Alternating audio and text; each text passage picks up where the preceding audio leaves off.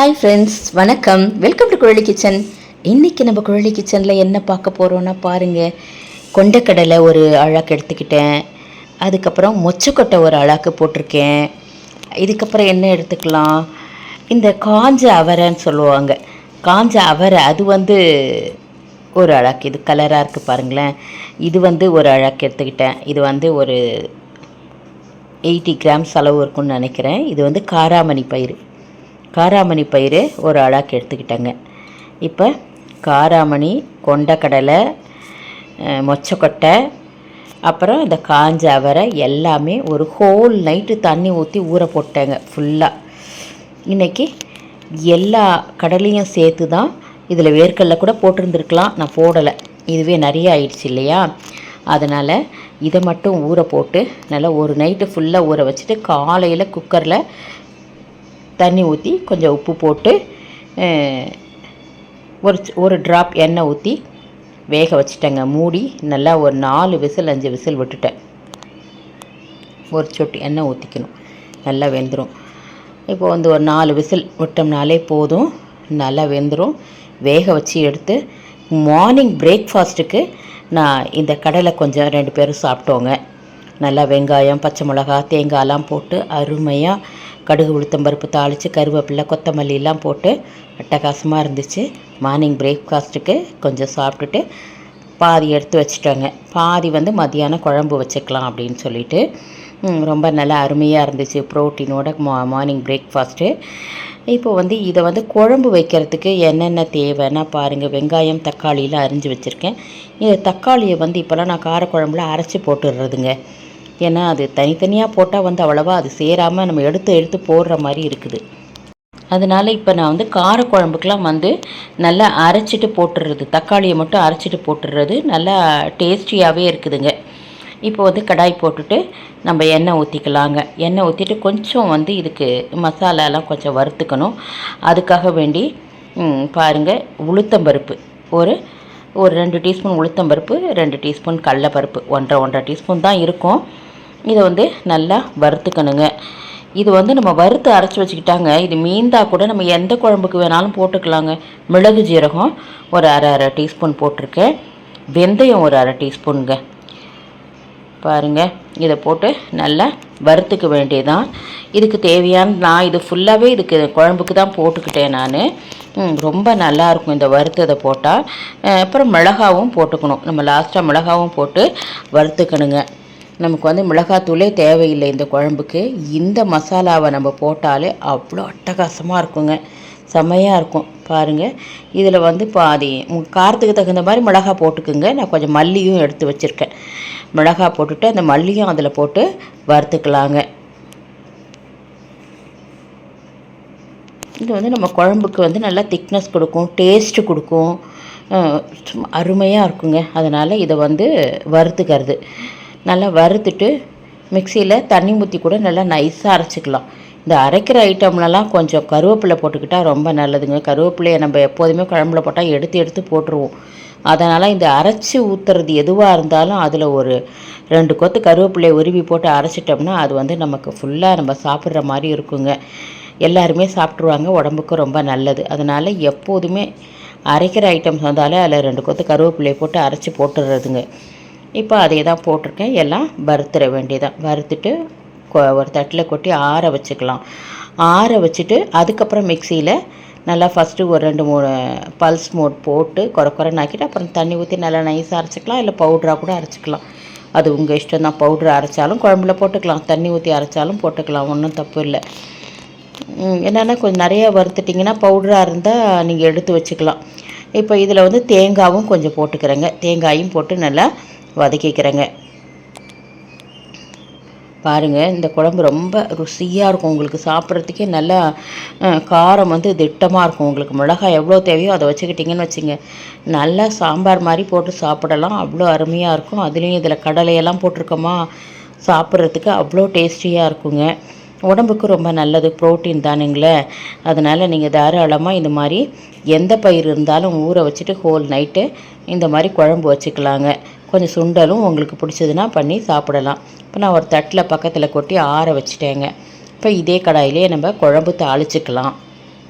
கொஞ்சம் எண்ணெய் ஊற்றிக்கலாங்க. எண்ணெய் ஊற்றிக்கிட்டு நம்ம வடகம் போட்டு தாளிச்சிக்கலாம்.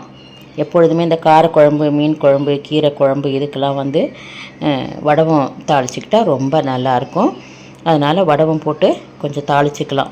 இல்லை உங்கள்கிட்ட வடகம் இல்லைன்னா நீங்கள் கடுகு, உளுத்தம்பருப்பு, ஜீரகம், வெந்தயம் போட்டு தாளிச்சிக்கலாம்.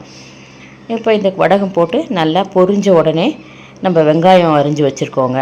வெங்காயத்தை போட்டு நல்லா வதக்கிக்கலாம். காரக்குழம்புக்கெலாம் கொஞ்சம் பூண்டு சேர்த்துக்கிட்டால் ரொம்ப நல்லது. அதுவும் இது வந்து இந்த பயிறு வகைக்கெல்லாம் பார்த்திங்கன்னா பெருங்காயம், பூண்டு கொஞ்சம் சேர்த்துக்கிட்டோம்னா நமக்கு வாய்வு தொல்லைலாம் எதுவும் இருக்காது. இப்போ இதில் கொஞ்சம் கருவேப்பிலையும் உருவி போட்டுக்கிட்டேங்க. அதுவும் நல்லா எண்ணெயில் பொரிஞ்சு சூப்பராக இருக்கும். கொஞ்சம் பூண்டுங்க, ஒரு கைப்பிடி அளவுக்கு பூண்டு எடுத்து போட்டுக்கோங்க. ஒரு 20 பல் இருக்கும். எப்போதுமே நம்ம இங்கே காரக்குழம்புனாலே பூண்டு சேர்த்துக்கோங்க. அதுவும் இந்த மாதிரி பயிரெலாம் போட்டு வைக்கிறோம் அப்படின்னா இதெல்லாம் சேர்த்துக்கிட்டோம்னா நமக்கு எதுவும் வயிறு வலி, கேஸ்ட்ரிக் ட்ரபிள்லாம் வராது. அதை போட்டு நல்லா வதக்கிட்டு அதுக்கப்புறம் வெங்காயத்தை போட்டு நம்ம வதக்கிக்கலாங்க. நல்லா பொடி அரிஞ்சு வச்சுருக்கிறேன் அந்த வெங்காயத்தை நல்லா வதக்கிக்கலாங்க. கொஞ்சம் ஓரளவு வதங்கினவுடனே அதுக்கப்புறமா நம்ம ஒன்று ஒன்றா சேர்த்துக்கலாம். பாருங்கள், நல்லா இது கொஞ்சம் ஓரளவு வதங்கணும். ரொம்ப இதாக இல்லாட்டினா கூட ஓரளவுக்கு நல்லா வதங்கினா ருசியாக இருக்கும் குழம்பு. இதை போட்டு வதக்கிக்க வேண்டியதாங்க. பாருங்கள், ஓரளவு ஒரு கண்ணாடி பதத்துக்கு வதங்கிருச்சு. கொஞ்சம் உப்பு நம்ம எவ்வளோ போடணுமோ திட்டமாக போட்டோம்னா, நம்ம அந்த சுண்டல்லையும் கொஞ்சம் உப்பு போட்டிருக்கேன். அந்த தண்ணியில் உப்பு இருக்கும், பார்த்து கரெக்டாக போட்டுக்கோங்க. அதில் இன்னும் கொஞ்சம் நல்லா வதங்கிரும். மஞ்சத்தூள் ஒரு 1/2 டீஸ்பூன் போட்டுக்கலாம். எனக்கு ரொம்ப சின்ன டீஸ்பூன் தான், அதிலே 1/2 டீஸ்பூன் தான் போட்டிருக்கேன் நான். இப்போ இன்னும் கொஞ்சம் நல்லாவே வதங்கிடும் வெங்காயம். இந்த உப்பு மஞ்சத்தூள்லாம் போட்டோம்னா வெங்காயம் சூப்பராக வதங்கிடுங்க. இதுக்கப்புறம் நம்ம அரைச்சி வச்சுருக்கோம் பாருங்கள் தக்காளி, நல்லா ஒரு 2 தக்காளி அரிஞ்சு மிக்சியில் போட்டு அடித்து வச்சுட்டேன். அதை அப்படியே போட்டுக்கலாம். நீங்கள் தக்காளி அரைச்சி போடும்போது பார்த்திங்கன்னா குழம்பு ஒரு தனி டேஸ்ட்டாக தாங்க இருக்கும். காரக்குழம்பு ரொம்ப நல்லாயிருக்கும். இப்போ இதுக்கு வந்து புளி வந்து கொஞ்சமாக எடுத்து ஊற வச்சா போதும். நம்ம இந்த தக்காளி புளிப்பும் இருக்கும். ஒரு லெமன் சைஸு புளியை ஊற வச்சுருக்கேன் நான். அது லாஸ்ட்டாக ஊற்றிக்கலாம் கூட. பாருங்கள், இப்போ வந்து இதெல்லாம் ஆறிடுச்சு. மிக்சியில் வந்து அதை அரைச்சிக்கலாம். அது நம்ம வறுத்து வச்ச அந்த மசாலாலாம் நல்லா ஆறிடுச்சு. அதனால் அதை மிக்சியில் அரைச்சிட்டு வந்துடலாம். இதுவும் நல்லா வதங்குது. இந்த தக்காளியெலாம் அரைச்சி தனங்க ஊற்றிருக்கோம், அதனால் சீக்கிரமாகவே நல்லா வதங்கிடும்.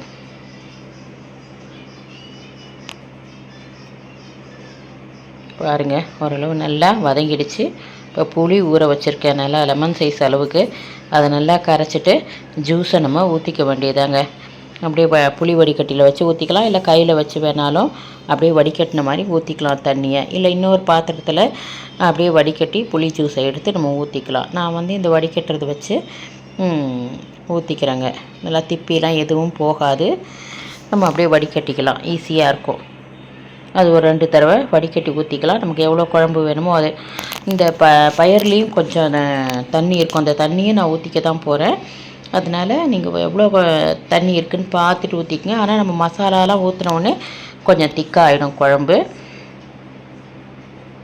நல்லா புளி வந்து 2 தடவை கரைச்சி ஊற்றிக்கிட்டேங்க. இதில் உப்பு மஞ்சத்தூளும் போட்டாச்சு. காரத்துக்கு நம்ம மசாலாலேயே மிளகா இருக்குது இல்லைங்களா, அதுவே போதும். நம்ம மிளகாத்தூள்லாம் போட தேவையில்லை. நல்லா சூப்பராக ஒரு 2 3 கொதித்து நல்லா இந்த புளியோட ராஸ்மல் வந்து கொஞ்சம் போகட்டுன்னு விட்டுருணுங்க. ஒரு 5 நிமிஷம் கொதிக்க விட்டுருணுங்க. நல்லா கொதித்து இந்த ராஸ்மல் போன உடனே நம்ம இந்த பயிர் வேக வச்சுருக்கோம் இல்லைங்களா, அதையும் தூக்கி நம்ம ஊற்றிக்கலாம். கொஞ்சம் கொதிக்கட்டோன்னு விடணும் ஒரு 5 நிமிஷம். நல்லா கொதிக்கட்டுங்க. ஒரு 5 மினிட்ஸ் விட்டோம்னாலே நல்லா இந்த புளி நல்லா கொதித்து வந்துடுங்க. இப்போ நம்ம வந்து வேக வச்சுருந்த கடலையும் போட்டுடலாம். அது நல்லா வெந்து தானங்க இருக்குது, அதனால் ஒன்றும் ஆகாது. அதனால் போட்டுட்டு இந்த உப்பு காரம், அந்த புளி காரம், புளியும் உப்பும் அதில் ஏறும். அதுக்கப்புறம் நம்ம வந்து இந்த அரைச்சி வச்ச மசாலா போட போகிறோங்க.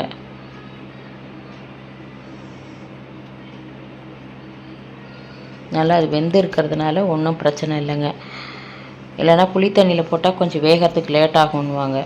இப்போ வந்து இந்த நல்லா வெந்து இருக்குது இந்த சுண்டல், அதனால் இதை போட்டுட்டு நல்லா ஒரு 5 நிமிஷம் நல்லா கொதிக்கட்டுன்னு விடணுங்க. நல்லா ராஸ்மல் எல்லாம் போய் இந்த சாரமும் அதில் ஏறி நல்லா சூப்பராக இருக்குங்க.